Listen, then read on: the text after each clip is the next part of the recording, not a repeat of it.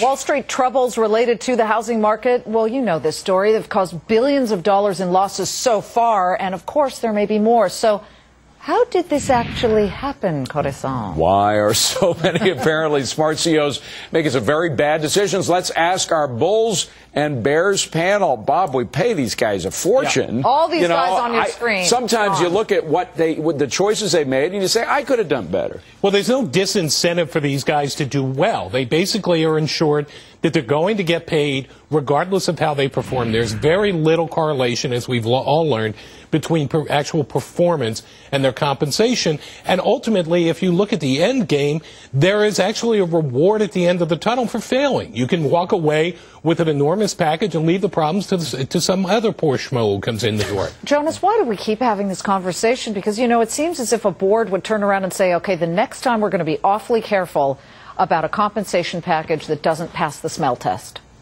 As long as your brother's on the board, you'll be okay. You know, look, it's a competitive, not to defend these ridiculous pay packages. I would like to see a pay package where you'd have to give back money if you failed of it down the road and the stock collapsed. But the reality is it's a competitive world. You bid top executives away from other companies by offering them golden parachutes where they're going to make money no matter what happens. And deals where, in this case, if the options go crap, they'll just get cash anyway, and all kinds of ridiculous things.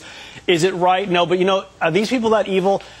What the Fannie and Freddie business model is questionable. It's basically, let's put as many people as possible in homes at a low rate, and the government's somehow going to make that okay if they stop paying. They succeeded on that level. Yeah, but there was there was a lot of mismanagement. They were buying these mortgage-backed securities at the very worst, 2006 and 2007, when some of their financial guys were telling them not to. But Gary, Jonas's first point, which is excellent, which is, you know, hey, if you got your brother-in-law on the board, you don't have to worry.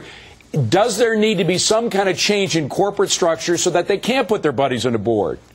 Well, look, we've been talking about this for years, how your bridge buddies, your golf buddies are on the board. They're also heading up the compensation committee, and that's how you're getting people walking away with $100 million after a stock drops 80%. Look, the bottom line for me is I think what happens at a given point in time, these people are coming from Ivy League schools, they're running big corporations, they believe they're omnipotent and nothing bad can happen, and then they get hit with this. The other part of the equation is I just don't think they listen. You had Warren Buffett for years yelling and screaming at these guys that these derivatives were a ticking time bomb. And last I looked, Warren Buffett's kind of pretty smart investor, pretty smart guy. So they just believe their own things, didn't listen to anybody else, and look where it's got us. Of course. But Peter, case closed. It's a free market. Get as much money as you can in your compensation package. There are people who believe that. Well, the problem is these compensation packages rewarded short-term performance. When you have a lot of stock options, the incentives for management is what can I do to jack up the share price so I can cash in. So they take a lot of risk that ultimately bankrupts the company in the long run, but they don't care because they cash out in the short run. And unfortunately, the government follows the exact same model. All the government's doing with the bailout of Fannie and Freddie now is postponing the problems till after the election. They're making them much worse, though. Kicking the can down the road. Thank you very much, guys. Here's a look